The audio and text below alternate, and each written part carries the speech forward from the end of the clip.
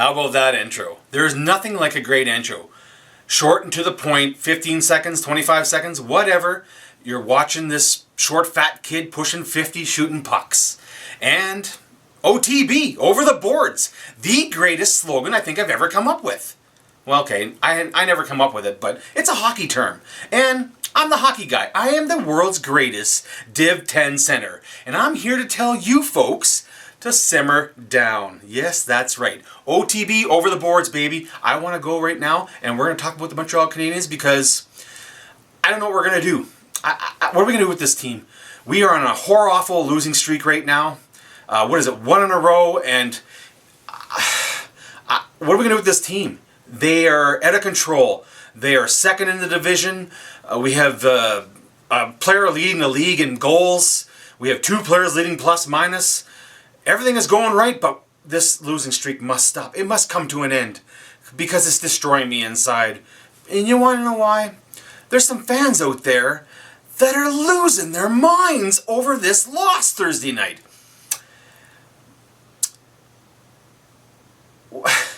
It was just a loss.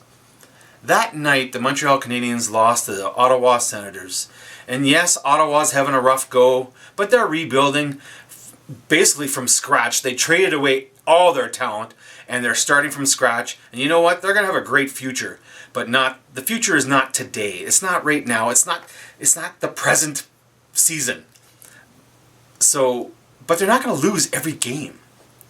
Hockey is funny, right? Right. Oh, I can't stand putting right into that. Hockey is funny. On Thursday night, 3 of the best teams in the league lost to last place teams. The Montreal Canadiens lost to Ottawa. Washington lost to, don't remember. St. Louis Blues lost to Arizona. Good teams do lose. It happens.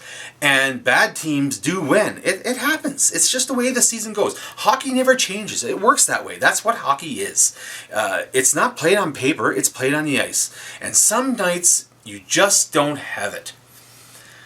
So the Montreal Canadiens lost. And the loss, it wasn't a good loss. It wasn't a bad loss. It was an off night. And what do I mean by that? An off night in hockey is when you do everything right except for the little things. And that night, on Thursday night, man, that first period alone, Montreal Canadiens had 12 shots on goal. And Murray played a great game. Well, he played a positional great game. He didn't really do anything to... He didn't do anything extra to make the save. He didn't have to, because the Montreal Canadiens beat themselves. When you have 12 shots on net and 7 of them are high-quality scoring chances. And what do I mean by that? Anything within 15 feet, 25 feet, in the slot area, those are great scoring chances. And when you're shooting pucks from in that little area, you should be scoring goals. But we had an off night. Our forwards were shooting pucks right here. And I'm not talking Boston Strong. I'm not talking Boston Strong right here. I'm talking goaltender chest. And when you're doing that, you're not going to win hockey games. High and hard scores goal. Shots from the slot scores goals. High and hard scores goals. All you coaches out there, high and hard. Tell your kids, high and hard scores goals. Shots from the slot scores goals. That's how you win hockey games. We had an off night. It wasn't a bad night. We outshot them. I'm not sure what it was. It was actually 2-1, I think. And it just didn't go our way. And then the Ottawa Senators scored a couple goals late in the first period, or was it the second? I don't remember. Doesn't matter. Does it really matter? My point. There's some fans out there that aren't like I am. I shouldn't say because I'm not the ultimate fan. I'm not the ultimate fanboy who wears the rose-colored Habs glasses. I'm just a fan who's played this game for over 40 years and coached for over 10, maybe 20.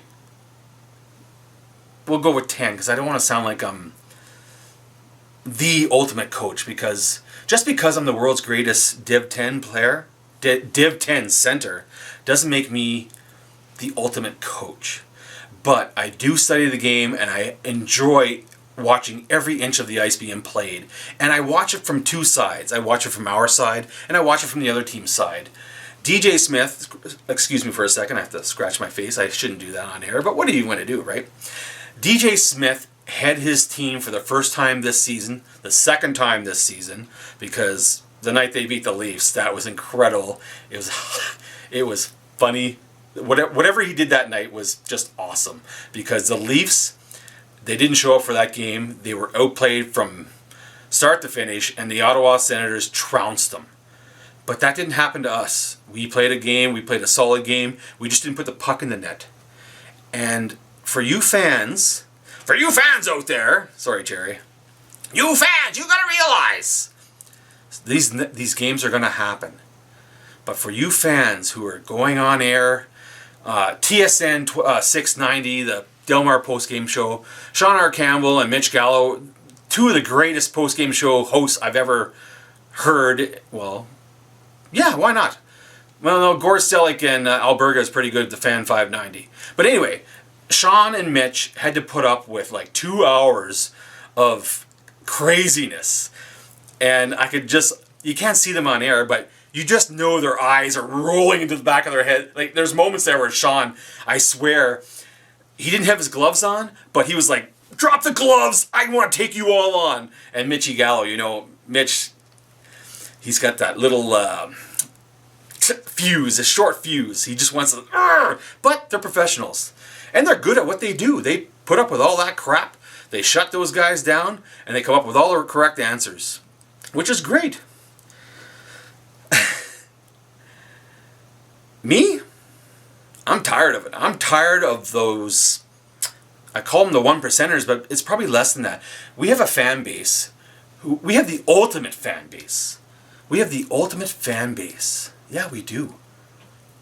Because we've put up with crap for over 25 years now.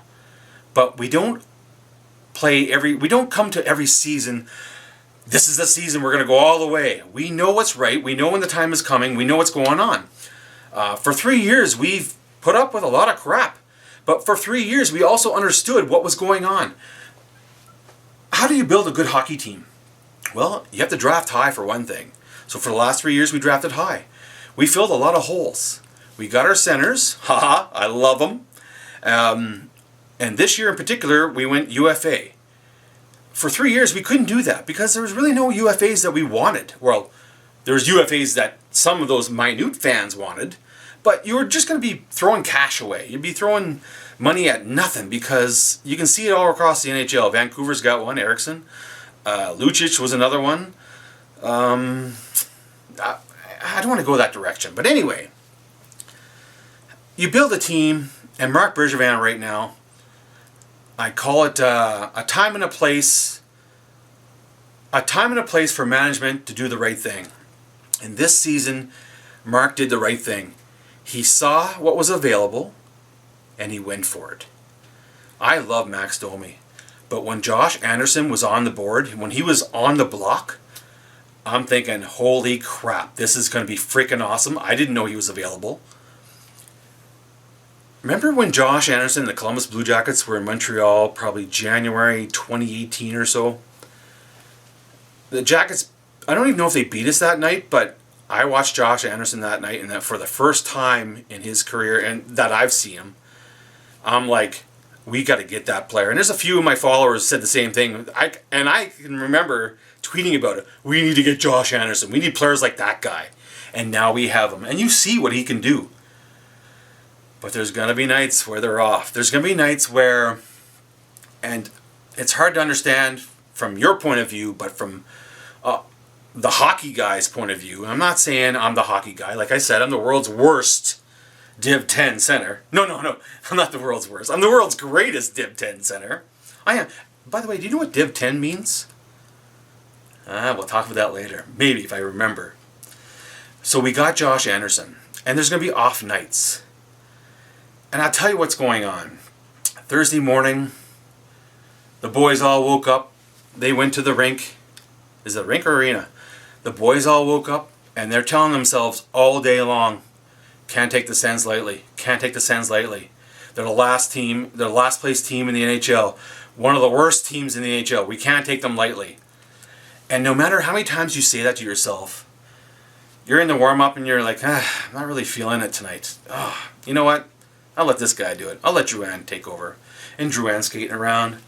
oh, I'm not feeling it tonight. I'm going to let Josh take over. And Josh is thinking, oh, I'm not feeling it tonight. I'll let Brendan take over. And it goes down the whole entire team. And in the end, the entire team is waiting for someone to take the game over. And it never happens. And no coach in the world can change that mindset when you're in that time, in that the frame of mind, I guess you'd call it. So that game, even though they outshot them, and in a way they outplayed them, I thought. Yeah, power play, whatever. Penalty kill, yeah, that sucked. And Carey, yeah, oh, let's talk Carey. No, I don't want to talk Carey Price because I freaking love. Where's that number at?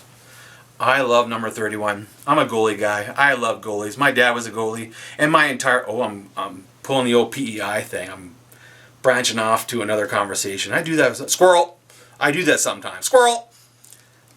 I come from a goalie family, and my entire life, every season, every game, every division, every year, every age, the coach says one thing: protect your goalie. Protect your goalie. Protect your goalie.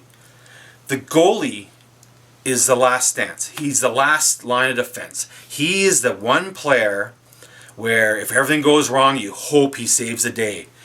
But, like I said, there's going to be off nights. And Carey was included. Like, well, not even really. He made all the saves that he could make. That lateral pass on the power play with a minute left in the game, or in that period, when Stützle scored, those lateral passes, goaltenders are thinking 100 different scenarios in their minds. But the advantage goes to the play. Because the puck's on one side, lateral pass, seam pass to the right, to the left, and it's a one-timer or a shot top corner. And those really are some of the hardest shots next to the backhand, of course. Some of the hardest shots for a goaltender to make. Add in the blocker side and the perfect position of the shot, then of course those goals are going to go in. And not many goaltenders will make those saves. Carey usually does when he's fired right up. But like I said, it was an off night. So what are we going to do? How are we going to stop this awful losing streak? One in a row, I mean, this is brutal. This team, what are they going to do? They're awful. One in a row they lost. What are they, second in the division? Leading the league in goals for? Plus, minus? Oh my lord, awful. Awful they are. They're awful. I don't know what to do. I don't know what to say right now. Like, I want to keep going with this, but we have to stop this losing streak. One in a row. Fans are losing their grapes. Can you lose your grapes? Oh, you know what grapes are, right? Oh, never mind. We'll talk about that at some other time. Squirrel. What am I trying to say here, folks? Games like Thursday night happen. It happens to every single team. It's been happening for over 100 years. You are allowed to lose. There's good losses, there's bad losses, and there's off nights. The Montreal Canadiens had an off night, and there's nothing more to it than that. OTB, over the boards! Well, that was pretty slick. I wonder how the lighting was. I hope this green screen works. I really do. Oh, did someone say cut? Where's my producer? Cut!